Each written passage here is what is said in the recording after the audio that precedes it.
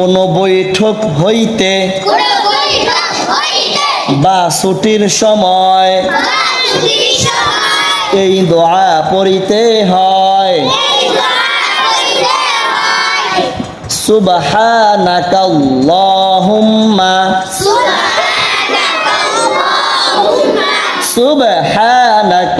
সুবহানাকাল্লাহুম্মা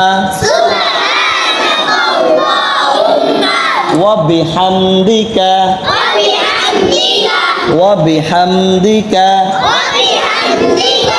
আশহাদু আল্লা ইলাহা আশহাদু আশহাদু না হবে আশহাদু আল্লা ইলাহা ইল্লাল্লাহু